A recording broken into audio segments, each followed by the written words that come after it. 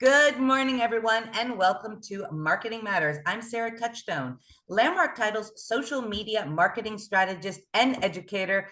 I get the pleasure of bringing you all Marketing Matters live every Wednesday morning at 10 a.m. The month of February, we are showing some love for those home buyers. So we're talking about all the different ways that you can help home buyers prepare for this upcoming spring market. There's been a lot of home buyers on the fence for the last, I'm going to say, a couple of years, right? Credit scores, we're not sure where they're going. Are they going up more? Are they coming down? Hopefully they're coming down. So a lot of them have been on the fence about what to do. However, in Arizona, spring is our hot time for buyers, for sellers. So getting them prepared right now for this boom, I'm going to say it, I'm going to call it, there's going to be a boom this spring. We're going to see a lot of movement. So getting them prepared the best that you can for this upcoming market is super important. So today we are covering credit scores and loans and how credit impacts the approval, the rates, and your client's buying power. I brought the amazing Abraham back on to Marketing Matters today. We've had the pleasure of having him on several times. He always brings a lot of knowledge. I just was complimenting him before we started how incredibly organized he is. And he really conveys this information in very understandable terms. Because for us in the real estate industry, right, we understand this language. However, when you're translating some of this language over to your clients, being able to help them to understand is just as important as getting that information. So Abraham, I'm so glad to have you back on today. I can't wait to learn more about credit scores and loans, and I'm going to hand the reins over to you. Absolutely. Well, thank you so much again for having me, Sarah. It's an absolute pleasure every single time getting to jump on these Marketing Matters here with you. And I've gone through, and you've got always amazing people on the other ones as well. I've gone through a few of them as well, and it's always really awesome to see all of the knowledge that you guys pour back. So definitely super excited to be a part of it here with you. And so, yeah, so as you mentioned, right, it is going to be, I think, more of a little bit of a traditional, spring season for us this year. I know the last few years it was like, was it our busy season? Was it not? Like, Right. just due to all of the factors that were kind of happening during these crazy times, right? But nonetheless, I feel like today or, this year is going to be a little bit more traditional where we're going to see, a ton of activity here during the spring season. And so I'm excited for it as you are and as everybody else should be, but it's definitely, strapping your boots in, really understanding as much as you can to be able to go out there and, like, as you said, get people off the fence, right? Most of the time, either the people that are on the fence, it's because they lack the knowledge to know that they can jump, right? People that are on the other side, they say, hey, I don't want to buy. It's going to be very hard to convince them to jump. But the thing is, if they're on the fence, right, it's really knowledge that they need in order to make that decision, right? And so we're going to prepare you here today with a little bit of knowledge on credit, so that way we understand how to then go out there and convey this and to be able to help people get into their homes, be able to understand this yourself as a real estate agent a little more as well, and be able to then close more deals ultimately for yourself and for your family, right? So I'm going to go ahead and share my screen here. Ready?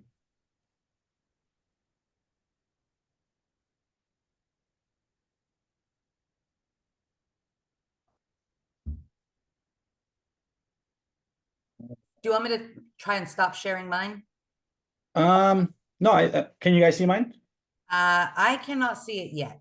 Oh, I am so sorry. Let me see here. It's saying that I'm sharing. Let's see, I only see my screen. Those of you that are also on in the chat. Okay, Beth says she can see it. Okay. Everybody else can see it except for me, Abraham. So go ahead and roll with it. Oh man, well, all I'll be right. listening. Okay, perfect. Well, as you can see on here, we're going to talk credit, okay? And first and foremost, again, I this is one of my favorite topics, and this is one of the reasons, Sarah, that I picked this topic because I am a huge advocate of credit. I absolutely love it, and it's so powerful. And nowadays we use it for everything. We have to understand it, right? I like to say it's a game we're thrown into. We got to get the highest score possible in the game, but they don't give us the rules. They're like, here you go, figure it out, right? And so it's important to kind of really understand the rules so that way you can, go out there and get the highest points or score possible, right?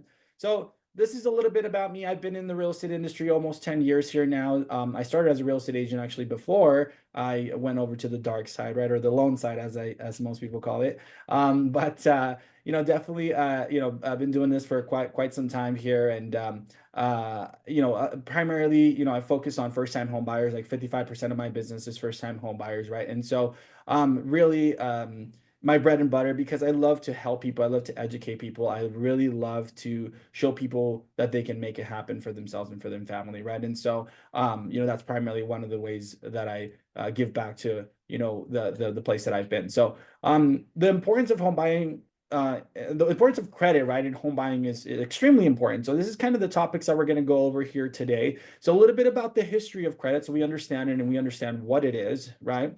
We are going to go over like how does the credit score affect mortgage rates and what does that mean for your clients and for yourself as a real estate agent as you're going out there and negotiating for your clients. We're going to see what the impact of credit on loan approvals are, whether or not they get approved is really important, right? And then we'll also talk a little bit about steps on how to improve the credit for your clients, whether it's for them, whether it's for yourself. If you're looking to buy and you're an agent and you're saying, well, I need to work on my stuff too. Hey, this is going to be a great refresher on what we need to do in order to get you there. Okay. So let's go ahead and start a little bit with the history of credit, right? So it was actually started in the 1800s. You'd feel like it'd be a lot earlier. I mean, a lot later than that, but it actually did start in 1800s, and it was because ultimately merchants were essentially trading goods, and they were saying, hey, you know what, how I'll pay you later, right? And so then they began saying, okay, well, what's your reputation, right? Like, how do we keep track of the reputation of whom's gonna pay that debt back, right? So it was not really a score back then. It was more of just a write-up of history, like, hey, this guy, I lent him these goods and he actually delivered and brought me back my money, right? And so that's kind of where the history of credit started, right? And then in 1956, there was the Fair Isaac Corporation who actually coined the term FICO's credit score, right? That's why you hear, oh, what's your FICO, right? Because the Fair Isaac Corporation essentially is what coined the actual score. That's the original, or the OG score, right? That's why you hear FICO all the time, right? And so this was also done primarily for businesses, right? Not really consumers. It was actually done for businesses to say, hey, what's your credit rating with us to allow us to then lend you goods with a IOU, right? With a, I'm gonna, expect this money in return, right? So an extension of allowable credit. And this again was typically for businesses, and it was typically for goods, for the lending of goods, right? And so then they kind of started getting it into the consumer side, right? And so in 1970, the Fair Credit Reporting Act came out, right? And I apologize because it sounds like I put this same exact thing over here. But in 1970, the Fair Credit Reporting came out because a lot of other companies started competing with Fair Isaac Corporation. A lot of different companies started competing with them, and it was super hyper local, right? It was very hyper local. And so that means that within your neighborhood, within your little city, you had a ton of different agencies, right, that they would report on you giving you a credit score, right? And so then that's where you'd had a ton of different competing credit bureaus or credit companies, right, that they will report your credit for more of your hyper local thing. But they said, well, they said this about you over here and they're saying this about you over here, like which one is really true? And so it was causing a lot of confusion. And so that's where the Fair Credit Reporting Act came out in 1970 and said, hey, we've got way too many people trying to be in this game, right? And everybody's reporting something wrong, and we don't have a standard of what is good and what is bad, like what is good credit versus bad credit, right? And so that's where they actually came out with the standard of what gets reported on your credit, and the standard of what you're allowed to report on your credit for creditors, right? Because sometimes they would report things that were, again, had nothing to do with your ability to repay, but a lot of the times it was race, it was age, right? And so it was very discriminatory, right? And so that's where they came out with that, so that way they could avoid essentially the discriminatory acts. And so then the Equal Credit Opportunity came out in 1974, which has said, hey, we're going to take all of these things off of the credit, right? And then 2003, where it came out with another act, which essentially allowed transparency. It allowed you to see your actual credit score, because prior to that, you weren't even allowed to look at your own reports, right? Which is crazy. But this allows you to get your credit report from each bureau annually, and it does not hit you on your credit. So if you haven't done that, you're allowed to do that, just so that you know. You can do annualcreditreport.com, and they'll send you a credit report, and you can review it, and you can see if there's any inaccuracies in there. But you do get a free one every single year from each of the bureaus as part of the Accurate Credit Transparency Act. Okay. That's a little bit about the history of credit and kind of where it came from. So in short, what I like to tell people is the credit score is really a score to determine your ability to repay the debt back on time, right? The higher the score, the more comfortable the bank can feel in saying that you're going to repay that debt back. The lower the score, saying, hey, he's had some history of making late payments or not paying the debt back. And that's really then what the score is about. It's really the reasoning for that score. So with that, again, annualcreditreport.com, if you do want to take a look at your own, right? So now we're going to determine, okay, what is the score? Why is it important? And what determines the score, right? And so these are your three major credit bureaus: Equifax, Experian, and TransUnion. Now you do have sub-credit bureaus that actually act as agencies to report to these bureaus as well, right? And there's about 15 of them, right? And so these are sub-bureaus that go out and collect data, and they go out and then share with Equifax, Experian, and TransUnion, right? Now, the things to know is that there's more than 8 algorithms per bureau. Okay, so when people say, well, my score is showing this over here, but this app is showing this, and this app is showing that, and Credit Karma is showing this, and Credit Sesame is showing that, right? And the reality is, because they use different algorithms based off of the debt that you're looking to acquire. So if you're acquiring credit cards, they're going to weigh certain things in your credit score differently than if you're applying for a mortgage loan, than if you're applying for a vehicle loan, than if you're applying for a rental property, right?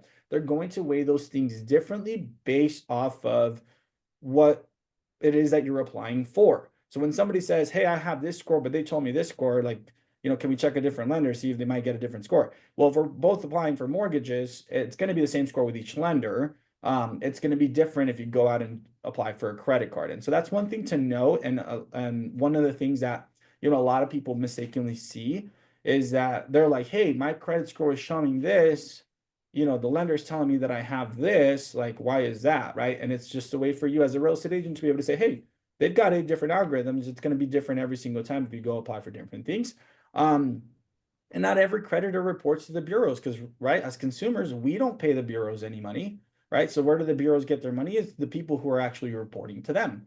So some companies, truthfully, they're like, yeah, I don't care to report to all of them. I just want to report to one. So at least if you screw me over, I can, put it on your credit, and it damages one, and hopefully you pay me back, right? But a lot of them are like, we only want to pay for one bureau. We don't want to report to all 3 and spend a bunch of money, right? Especially if they're smaller companies that don't want to do that, right? And so that's also the reason why you have some discrepancies between different bureaus.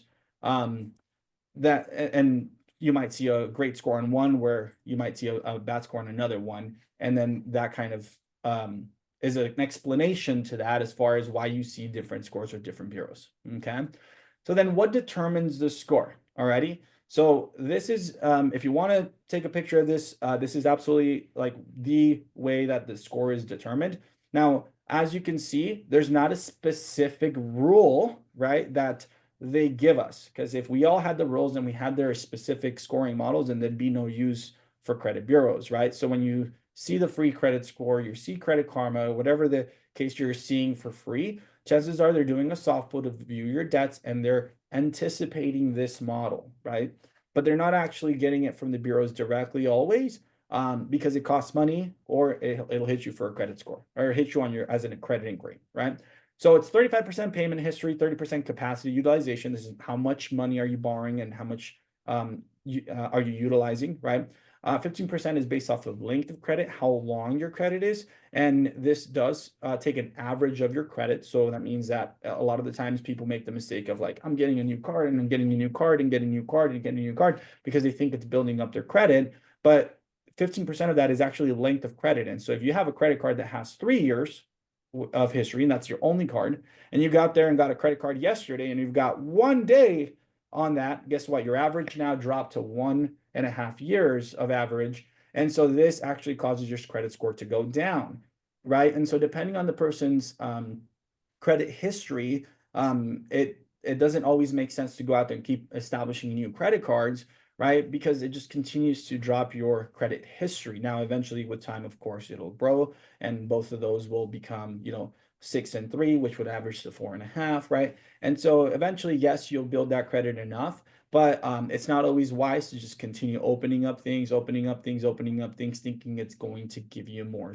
credit history, because it won't. Okay, it'll actually hurt you. So just be careful with that, especially if clients are saying, well, I'm going to open up a few more things and hopefully my credit score goes up, right? Then you can say, well, that's not always the case, right?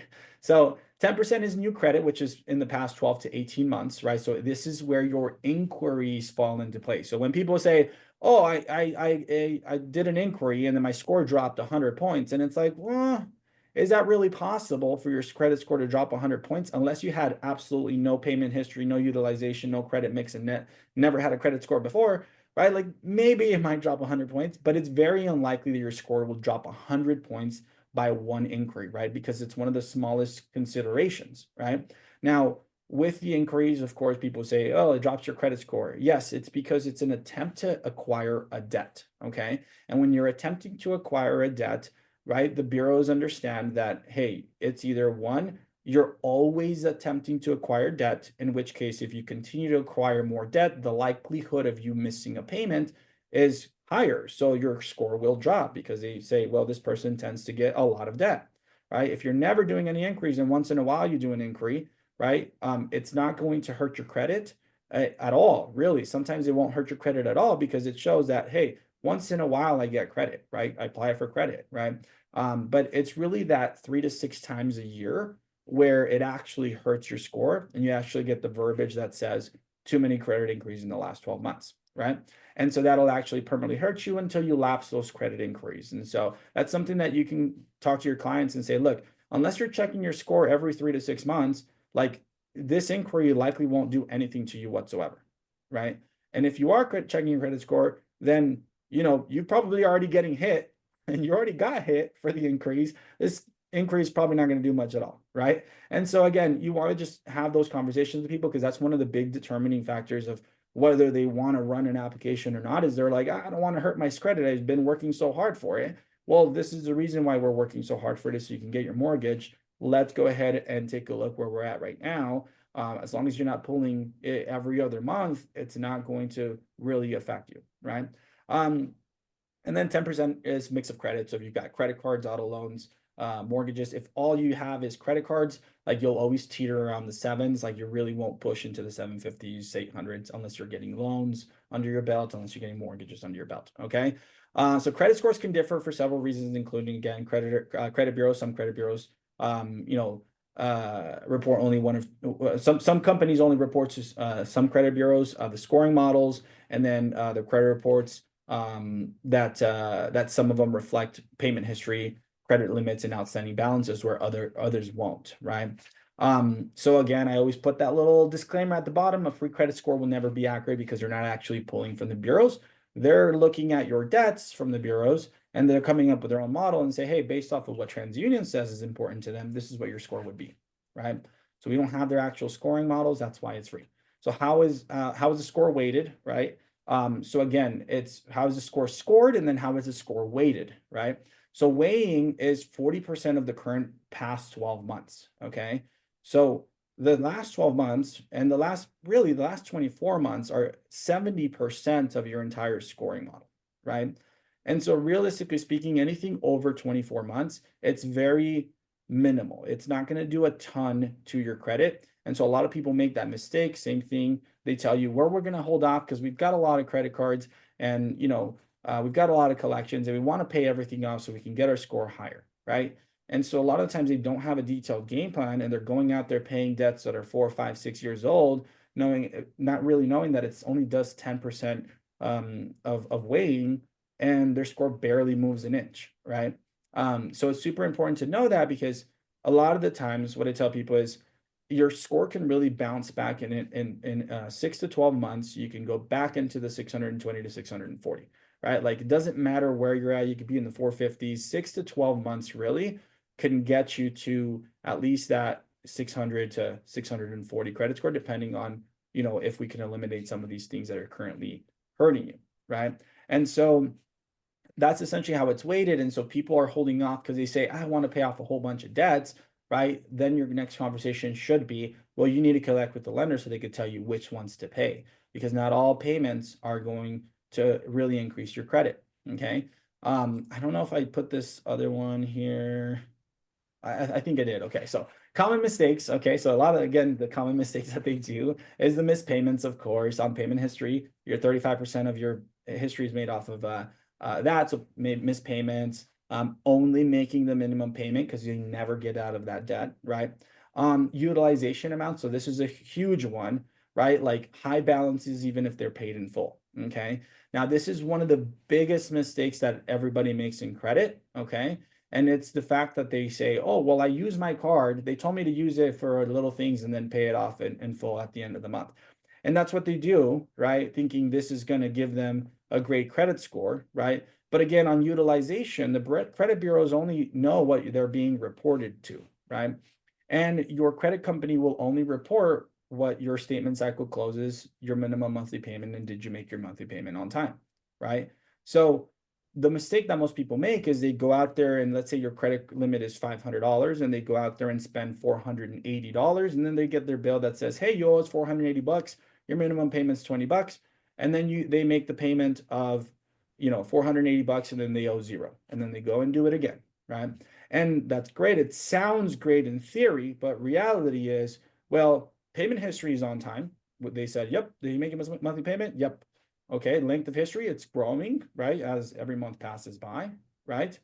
But your utilization or your balance, right, is always showing 480, right? So if you showed 480 this month, and then you showed 480 this month, and then you showed 490 this month, they're like, well, your minimum payment was only $20. It should have been like 460. What happened? Like you paid the 20 and then you couldn't afford the milk and still had to buy it, right? So again, it's in a sense for the credit bureau's eyes, they don't know that it's a new balance. All they know is you owed 480 and you still 480. It looks like you can't get out of $480 worth of debt, right?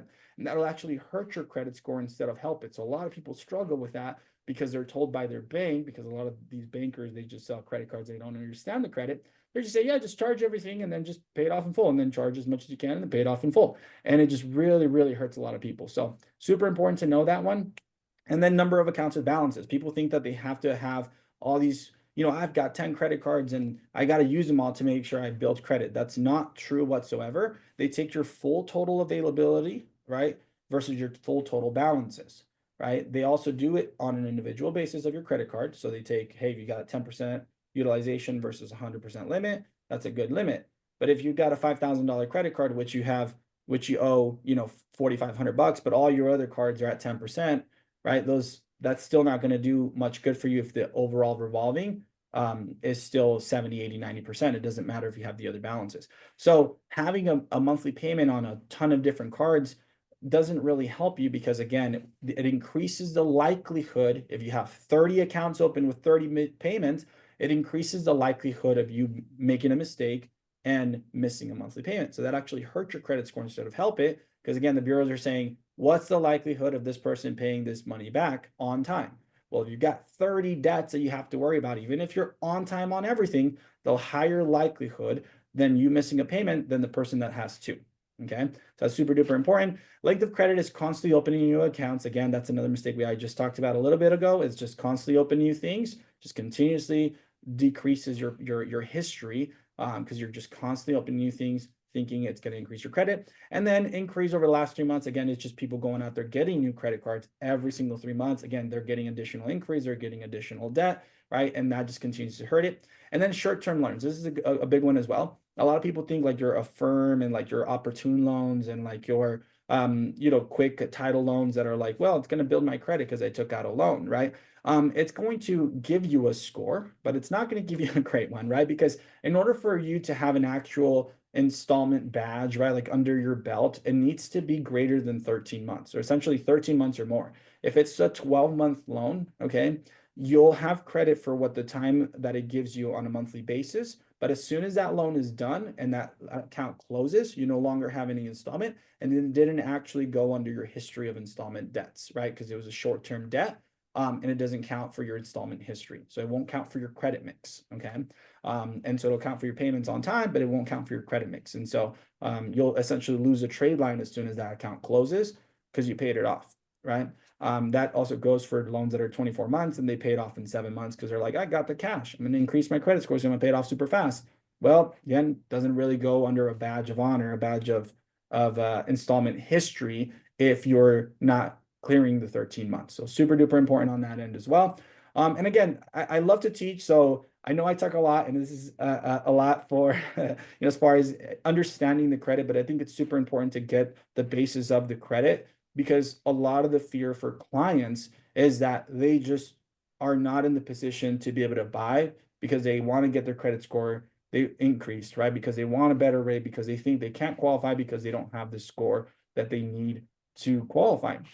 And so I want to show then how does the credit score really affect interest rates, okay?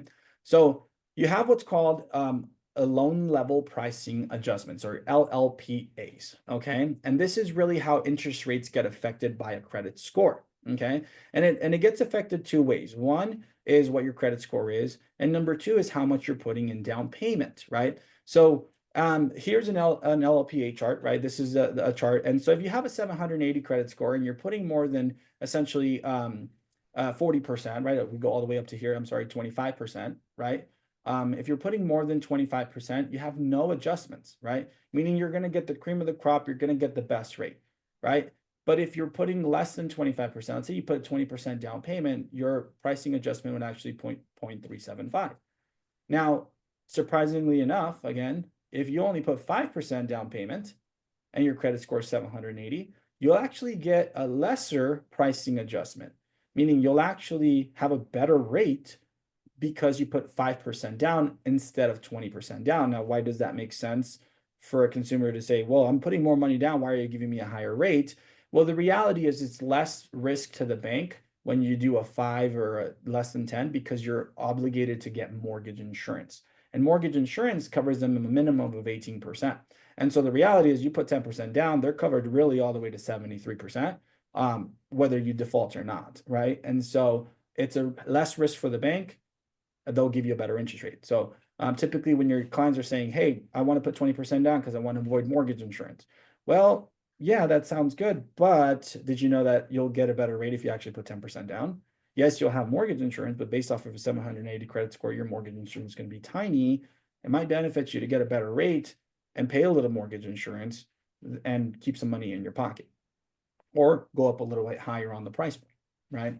And so this is really how it gets affected. And so as we start looking at like the lower credit scores, that's when you start really getting hit, right? A difference of your pricing adjustments. Now, this doesn't specify actual rate, okay? So it's not that because you have a 740 credit score and you're putting, 15% down, you're going to get a 1% higher rate than the person at 780. That's not what it means. This is your pricing adjustment.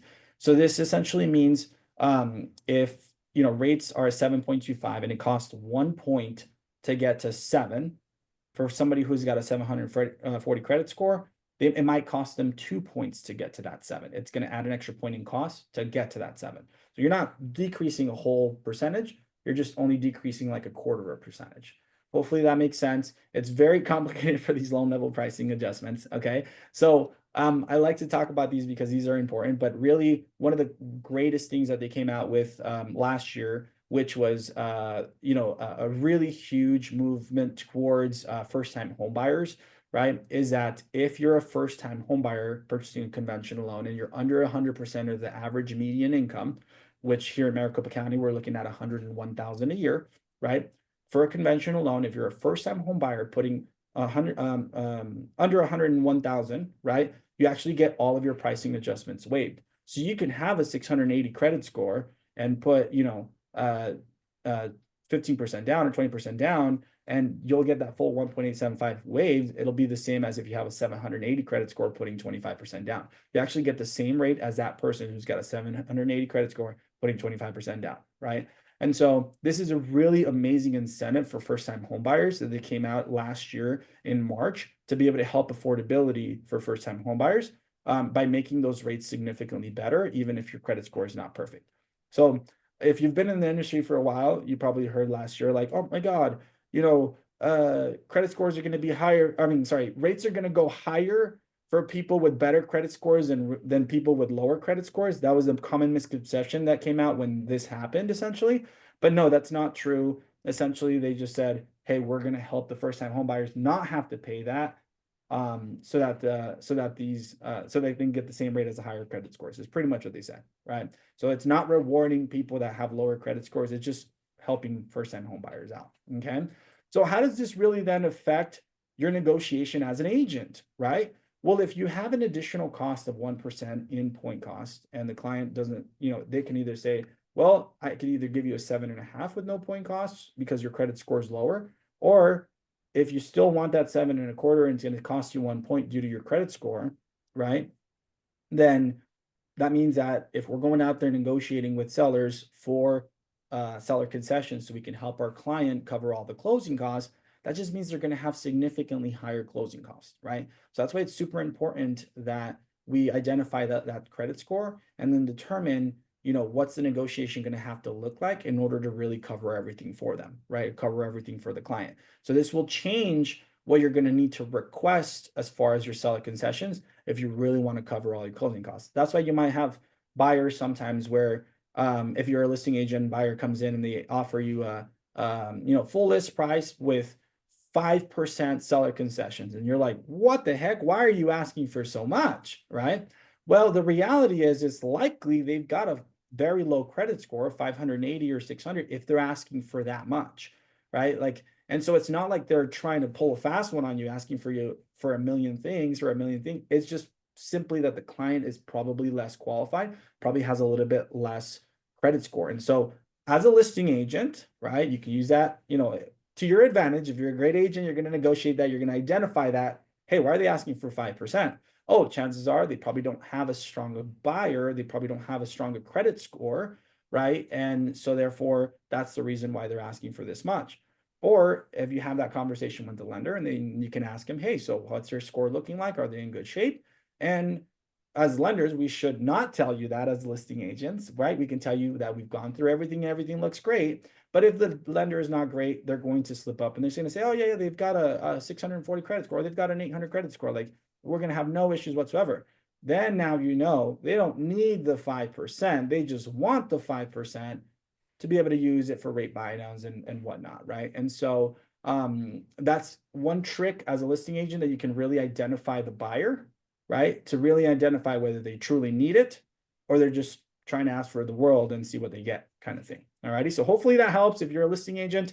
If you're a buyer's agent, again, don't tell your lender not to disclose the credit score information, because again, it'll make it harder for you to be able to negotiate, right? Again, this will increase your closing costs. This is going to impact also buyers' purchasing power, right? Because if they can't afford to pay those 2 extra points, then they have to take a higher rate.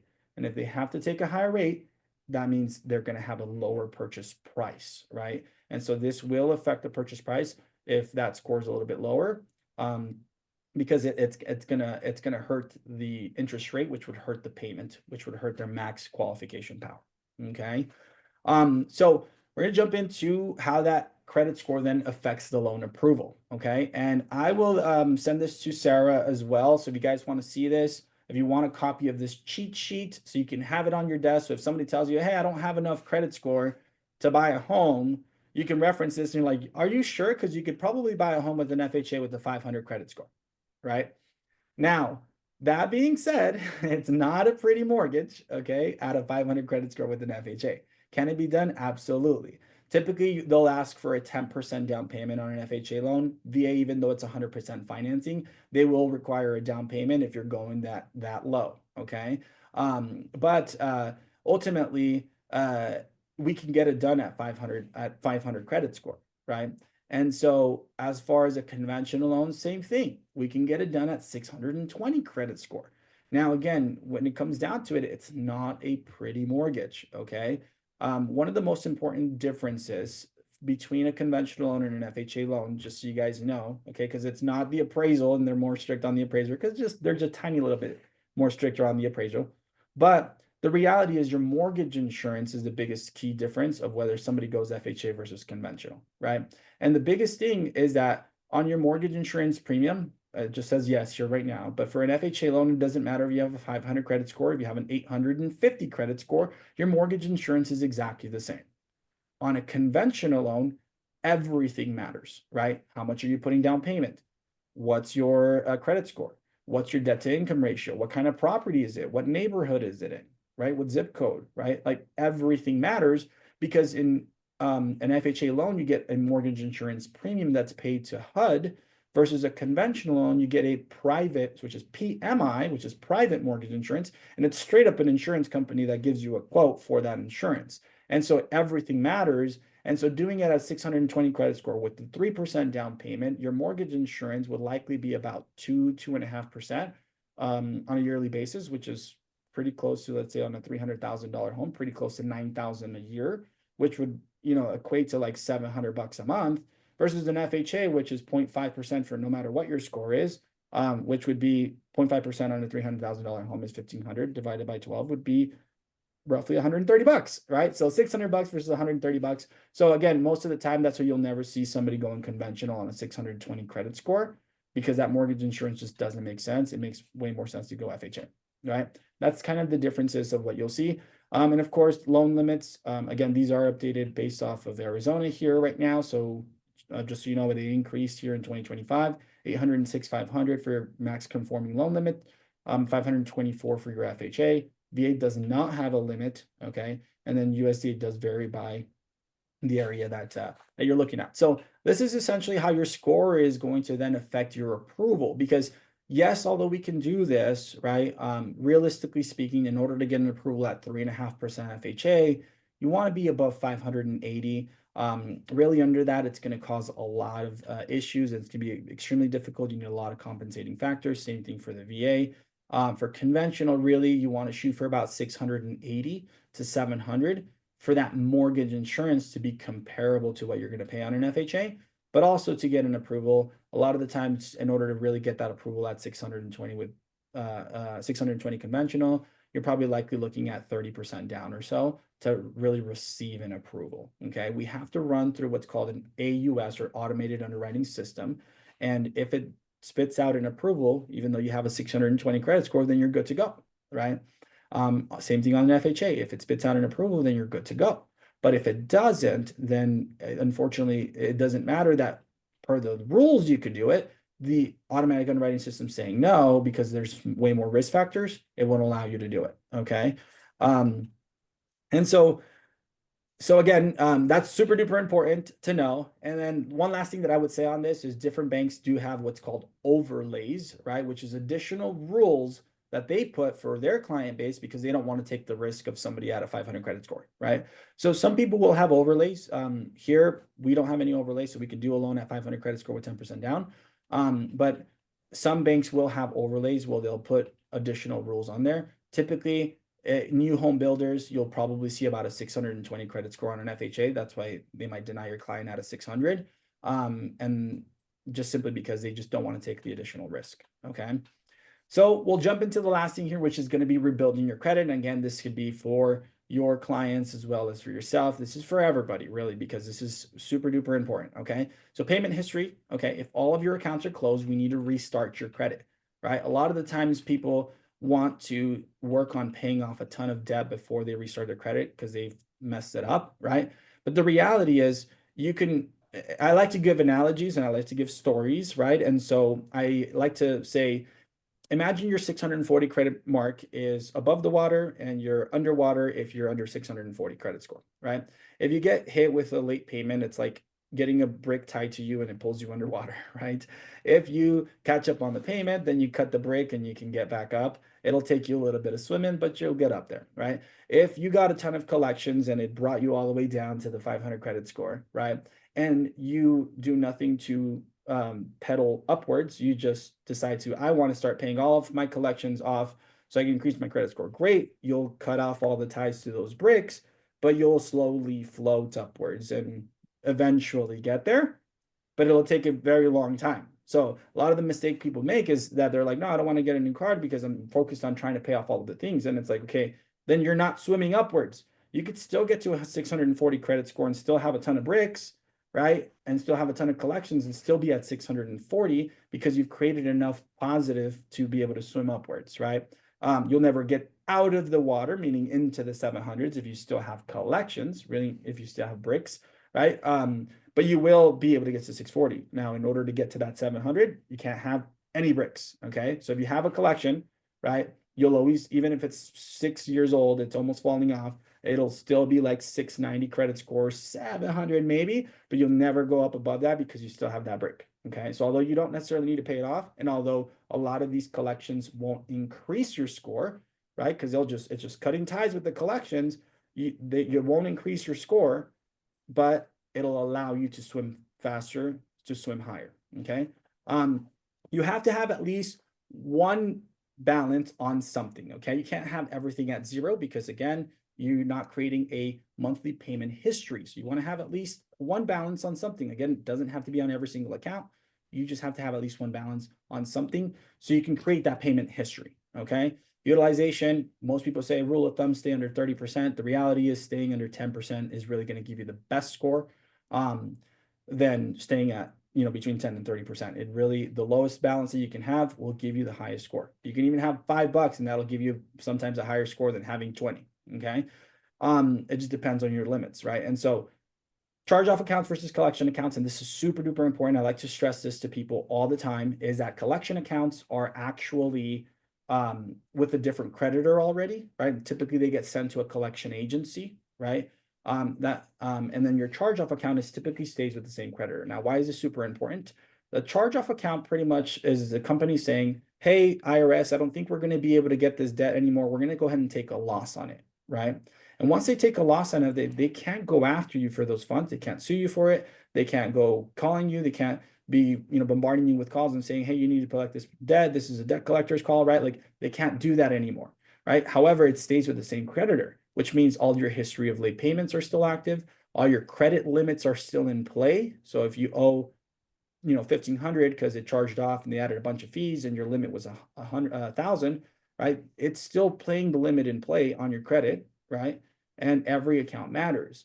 And so with charge-off accounts, it's a catch-22 because although you don't need to pay it off, they will actually increase your score if you pay them off.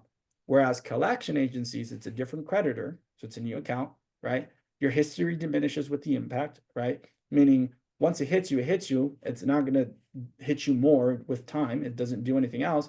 And your credit limit and utilizations are not in play because there's no limit to that. It's just a straight up collection. So these will actually not increase your credit score if you pay them off. Like legitimately will not do anything for your credit score if you start paying off collections versus charge-off accounts, right? Again, those are the bricks that you're cutting without moving upwards, right? The charge-off accounts, because they have limits and because they have all this other stuff, if you do cut the ties with those bricks, those will actually give you a little boost and push you upwards, okay? Length of credit history, again, if you're restarting your credit history, 6 months between new accounts, okay? Super duper important that we're not getting a bunch of cards right away. 6 month period between new accounts, because again, we want to limit the credit increase. We want to limit the impacts on the history. New credit increase, only one credit increase every 6 months. Credit mix, secured cards. You could do both installments and credit cards with secure. So you can say, here's $1,000, give me a loan of $1,000. It's called a secured loan. And again, you could still do that. So these are great ways to be able to rebuild that credit. And one last PSA that I will say about secured cards, because I know Even realtors will preach secured cards because they know that's going to increase your credit score. And a lot of the times they don't preach it correctly. And so I always like to preach what the secured card actually is. Okay. You're not using your own money. Okay. You make a security deposit. The bank holds your deposit as collateral, right? The bank gives you a credit card. And when you use that, that has a limit of the same security deposit. When you use that credit card, you're borrowing from the bank, right? You're actually borrowing from the bank, right? You're not using your own money. That means that if you default on this credit card, you still owe what you borrowed from the bank. So let's say you borrowed 300 because you're like, well, I've got 300 in there and I don't want to pay it back to my own money. Well, no, you borrowed 300 from the bank. Guess what? They're going to keep your earnest deposit of 300 and you still owe 300 because you borrowed it from the bank, right? And so again, now you're out 600 bucks, right? And so it's super important that we don't tell people it's where you use your own money to build credit. It's not what it is. It's where you put collateral down so they allow you to use their money and rebuild your credit. Okay. The last PSA that I will say on that one. Okay. So hopefully this was informative for you so that you can go out there and have those conversations with clients to let them know, one, they need to speak to somebody who knows stuff about credit if they're really looking to rebuild it, right? Number two, know enough to say, hey, you know what? You might actually be in a better position than you think, or you might actually be able to increase your score a lot faster than you think. You don't need to pay everything off. You can select a few things that are actually going to move your score, right? Rather than paying everything off. And you can establish positive history and still have the negative history and still swim upwards and increase your score without having to worry about paying anything off whatsoever, right? So again, super important that we know that so that we're not deterring people from wanting to apply for a mortgage when their credit score is 550, but they've got a lot of cash to put down, right? Or if they've got a lot of cash to put down and say, hey, maybe it makes more sense to pay off these two credit cards that actually will increase your score, establish a new secured card, get you to the 620 and put a 3.5% down instead of putting a 10% down on an FHA loan, right? So again, you have some now tools to be able to use and talk about credit with these people that are going out here and saying they don't want to buy because they don't think they're in the position to buy, right? Now you know that it could be done with very minimal credit history or very minimal scores, right? And typically, I would say 580 is where we can do 3.5% down. So if they don't have a ton of funds, hey, let's work to get you to the 580 mark so we can at least do your home loan with 3.5% down, right? And so I know I talked a little bit about the loan programs, right? I am actually having another lunch and learn here next week on understanding the loan programs, going a little bit more into depth on this 10% downs, 3.5% down, 5% downs, 3% downs, like what we can do with each individual programs. So you're a little more savvy on the programs and you can go out there and say, hey, you know what, there's options for you as a buyer. So if this taught you anything at all, please come out to my lunch and learn here next week. There's a QR code if you want to scan it. If you want to sign up, it's through Eventbrite. But hopefully it taught you and gave you some tools to be able to go out there and really get people excited, even if they don't think that they can do it, okay? Because they definitely can. There's a lot of options out there. And if worst comes to worst, they can't, we can always give them a game plan, a detailed game plan of what they need to do, not go out there and dispute every single thing in the world and hope that it sticks, but actually what needs to be done on their credit in order to get them there. Okay. So yeah, hopefully that was informative. Sorry I took the whole hour here, but that should be it for myself here. So I will close out here and here we go. Awesome, Abraham. That was great information. Can you also put your contact information in the chat window? Absolutely. I know you had it there at the end too, but sometimes it's easier just to go into that chat and copy and paste to reach out. If you guys have any questions, please let us know. A lot of times people like asking questions offline. Abraham, I did have a question for you about paying off the credit card. I wasn't sure if you touched on this. You said that the paying it all off at the end of the month is not optimal to build your credit. So how much should they be doing? Should they just be doing the minimum payments and carrying that over? Not quite. So the most important thing is the day of closing for your credit card. Okay.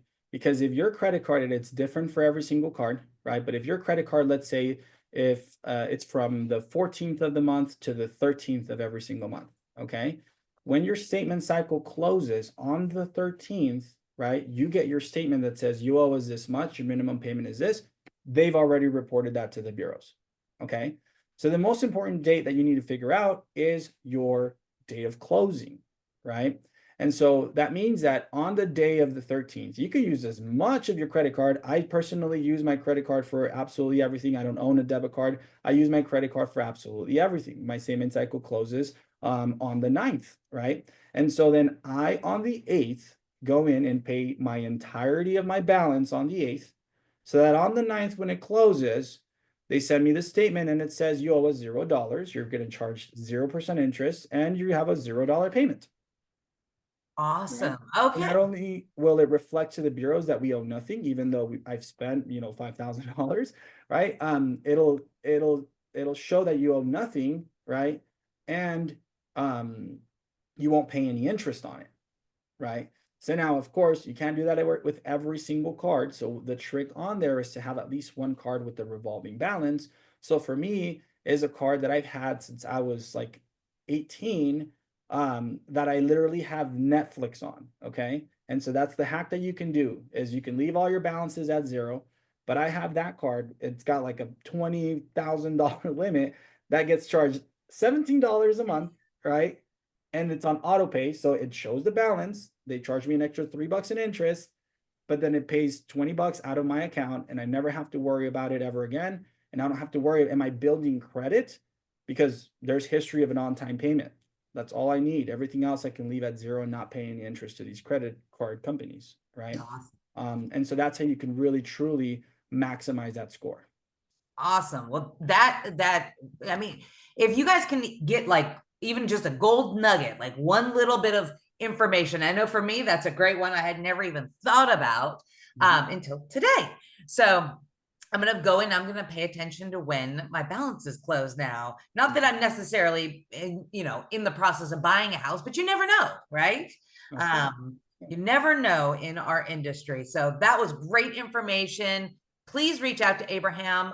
If you want more information, attend his lunch and learn, right? He even said lunch. He's going to feed you guys. Like, yes, that is the way to realtors' hearts, value, and then food. They kind of go hand in hand. So I'm going to wrap up with some of our other upcoming classes that we have. Now, you guys know that we are mastering the path to home buyership the entire month. Last week was debt to income ratios. This week was credit scores and loans. Next week, Pre-Qualification 101. Yes, this is a super important topic to touch base with your clients on. There's been so much that has changed in our industry over the last year, and getting that pre-qualification before you start showing your home buyers, really important. Then we'll be finishing up with mortgage types like FHA, VA, and USDA, and conventional, and we'll explain them all. So please attend any of these other ones that we have coming up. And if you can't attend, just reach out to your business development manager for the recording. And then on the 20th, up in our Prescott office area, we've got the buyer broker agreement and real world application strategy. This is going to be a workshop. This is going to be February 20th from 3 to 5 p.m. at Founding Fathers. If you'd like to attend that, please reach out to Raylan and get registered. And then wrapping up the month on the 27th, we have an amazing broker open down in Gilbert. This is an absolute gorgeous house. So if you want to go check it out, this is going to be February 7th from 3 to 7 p.m. If you need more information about it, please reach out. Patty is hosting this, and this is going to be absolutely just a unique, one-of-a-kind experience down there in Gilbert. And then, of course, you guys know we've got our 2 home tours every single month. Moon Valley on third Thursdays at 8:30, and Biltmore Luxury Wednesdays on the 4th Wednesday of the month at 9 a.m. please reach out if you ever want to attend these, to get the location where we meet, and or if you have a home that you want to add to one of these locations. And that is, oh, and then of course, you can find all of our classes on our event page, ltaag.com/events. I always feature them every week here on Marketing Matters, but I update our events page once, if not twice a week. So for the most up to date, you don't have to wait for Wednesdays to find out what's coming up. Hop on our website and find out. And of course, thank you to our business development managers. They are, a lot of them attend Marketing Matters, and they have this information at their fingertips to share with you.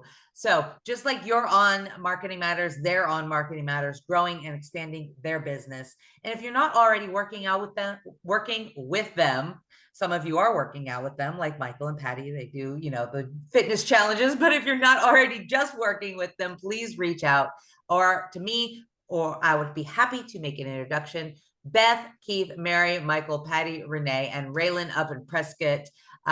They are our dream team here at Landmark Title. And of course, you guys know that we have 7 offices across the valley to help all of your real estate title and escrow needs, as well as 1 up in Prescott, 2 up in Nevada. And that is it for us today, guys. Thank you, Abraham, for coming on. Your information is always, like I said, I keep using the word organized because I have such a high value for presenters. Like this is what I do every week too. So when you bring the value and the presentation, man, you make my life so easy. So thank you for being on today. I look forward to having you back again and again and again. You are a great speaker to have on. And thank you for everybody that came out to join us today. Absolutely. Thank you so much. And then I will send that cheat sheet to you here that has the credit scores, the minimum requirements. And it has a little bit more in there that talks about derogatory history, which is like how to know what loan program will allow you to do it after a Chapter 7, after Chapter 13. So that way you guys have that information as well. And you can use that at your fingertip whenever you're having those conversations. Amazing, Abraham. Thank you so much. You guys all have a wonderful Wednesday. Thank you, guys.